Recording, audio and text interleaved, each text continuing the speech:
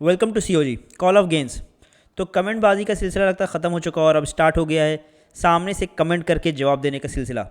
तो इसी चीज़ के ऊपर आगे कंटिन्यू करते हुए जो राइवलरी चल रही थी डेली वर्सेस नॉर्थ ईस्ट के प्लेयर्स से, उसको ही आगे एक और स्टेप देते हुए हमने लास्ट वीडियो में ही कवर किया था कि डेनिक ने सिद्धांत को कुछ कहा है और सिद्धांत ने उसके जवाब में जिस तरीके से बात की है उनसे, वो बड़ी ही सरप्राइजिंग थी। पूरी बात करेंगे इसके अंदर डिटेल में। सबसे पहले तो आप चैनल को सब्सक्राइब ज़रूर कर लें, क्योंकि हमारा टारगेट है अगस्त से पहले 10 के सब्सक्राइबर करने का, जो कि इस बार बहुत ही तेज़ी से हो रहा है।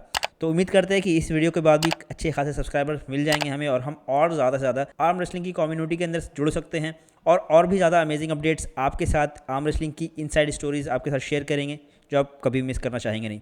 तो चैनल को सब्सक्राइब ज़रूर कर ले। वापस आते हैं अपने टॉपिक के ऊपर। तो लास्ट वीडियो जैसा हमने बात की थी कि डेनिक ने कुछ कमेंट किया था जिसके ऊपर सिद्धांत ने उनको रिप्लाई दिया, और वो रिप्लाई आप सभी को पता है क्या था। इस तरीके से बात करने से ज़्यादा कंसर्न मुझे इस बात का है कि सिद्धांत ने उनको हिंदी में क्यों जवाब दिया। क्या सिद्धांत की बात को वो ट्रांसलेट करके समझने की कोशिश करेंगे?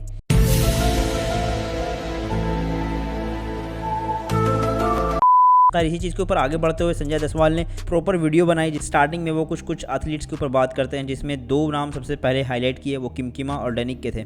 तो इसको ही हम बहुत शॉर्ट फॉर्म में बताएंगे कि क्या था बेसिकली इनका कहने का मतलब और क्या थॉट प्रोसेस है इन लोगों की अभी आगे आने वाली लीग के लिए। तो सबसे पहले वो बात करते हैं किमकिमा की जो नेशनल्स के अंदर परफॉर्मेंस रही थी। वो पहले तो बात करते हैं किमकिमा की बहुत इंप्रूव है, पहले से काफ़ी ज़्यादा इंप्रूव्ड है, लेकिन किमकिमा अभी भी पावर के मामले में 30-40% कम है अभास राणा के कंपैरिजन में। उनका ये कहना था कि आर्म रेसलिंग सिर्फ होल्ड करने का गेम नहीं है, वो पिन करने का गेम है। साइड प्रेशर उतना अच्छा नहीं है जितना अच्छा अभास राणा का है। अभास राणा इंजर्ड थे, इस बात को अभास राणा ने भी हमारे वीडियो के नीचे कमेंट करके खुद बताया था कि वो इंजर्ड थे। उन्होंने वहाँ अपनी इंजरी की ये बात कही थी कि उनका पेक टियर हो चुका था, और यहाँ वीडियो में जायसवाल ने ये कहा कि उनके शोल्डर में इंजरी थी। तो बेसिकली चेस्ट और शोल्डर की इंजरी के बारे में बात कही जा रही थी। अब्बास कहते थे कि चेस्ट की और वो कह रहे थे कि शोल्डर की।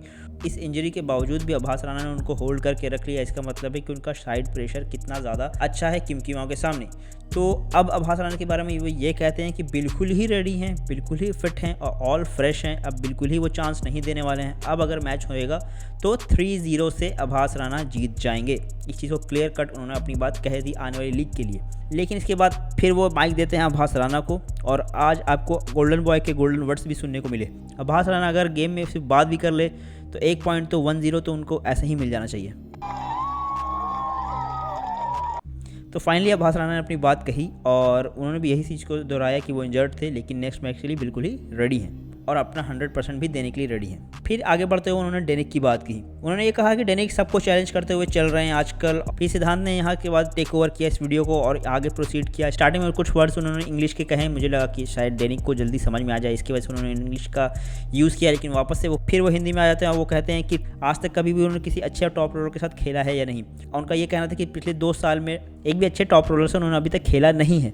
इसका मतलब ये है कि डेनिक जो भी कहते हैं वो उन्होंने एक अच्छे टॉप रोलर को कभी एक्सपीरियंस ही नहीं किया है। इसकी वजह से वो इस बात को कह भी रहे हैं कि वो इस तरीके से हरा देंगे, उस तरीके से हरा देंगे, जबकि ऐसा नहीं है। जब वो एक अच्छे टॉप रोलर के सामने आएंगे तो बिल्कुल ही उनके सामने टिक नहीं पाएंगे। और संजय जायसवाल का यही कहना था कि डेनिक कहीं भी स्टैंड नहीं करते हैं सिद्धांत के सामने। फिर उन्होंने डेनिक वर्सेस अभास की भी बात कही। उन्होंने ये कहा कि अगर अभास और डेनिक का मैच देखने को मिलेगा हमको आगे चल के सेमीफाइनल्स में या फाइनल्स में देखने को हो सकता है मिल सके भी, तो उनका ये कहना था कि 1 साइडेड अभास राणा इसके अंदर जीत जाएंगे।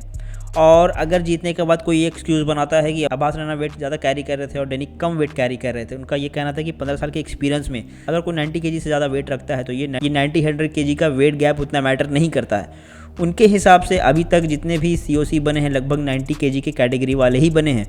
तो उनका ये कहना है कि ये वेट कैप जो भी रहेगा वो कहीं भी मैटर नहीं करेगा रिजल्ट्स के ऊपर। अगर अभास जीते तो इसमें कोई भी एक्सक्यूज़ देने की ज़रूरत नहीं है, और अगर इसमें डेनिक जीत गया तो ऐसा तो कुछ बताया नहीं, लेकिन फिर भी तो यही बात संजय जायसवाल और संजय जायसवाल की टीम ने कही और इसी चीज़ को आगे हाईलाइट भी किया। वो लोग लीग के लिए बिल्कुल ही रेडी हैं और कुछ प्रैक्टिस सेशन भी किया उन लोगों ने।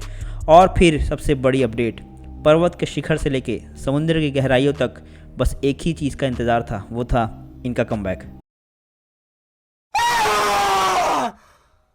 तो खैर यही था पूरा वीडियो, और इसके अंदर सारे बॉयज़ बिल्कुल ही रेडी लग रहे हैं। रेडी नहीं, बहुत ही तगड़े लग रहे हैं। आप देख सकते हैं डेली के सारे बॉयज़ बिल्कुल ही मस्कुलर ह्यूज बल्ड लग रहे हैं। तो काफ़ी ज़्यादा अमेजिंग होगा ये देखना कि ये लोग परफॉर्मेंस किस तरीके से निकाल के देते हैं।